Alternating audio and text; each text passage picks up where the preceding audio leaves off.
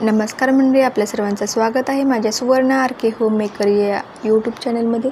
मी तुम्हाला आज बनवून दाखवणार आहे चिंच गुळाची चटणी. मी इथं 15 मिनिट चिंच भिजू टाकली होती.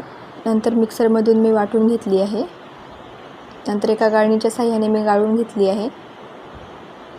हे बघा, अशा पद्धतीने. नंतर मी गाळलेली चिंच मी कढईमध्ये टाकून त्यामध्ये मी 1 वाटी गूळ टाकला आहे.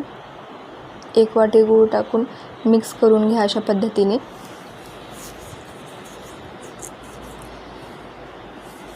हे बघा, असा कलर येतो.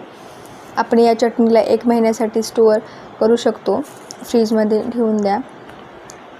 याच्यामध्ये जिरेपूड टाकली आहे. जिरेपूड टाकून मिक्स करून घ्या आणि 15 मिनिट शिजवून घ्या. हे बघा, मस्त अशी तयार आहे चिंच गुळाची चटणी. मस्त. आपण पाणीपुरीसाठी, रगड्यासाठी, आपण भेळसाठी आपण ही वापरू शकतो. हे बघा, तयार आहे चिंच गुळाची चटणी.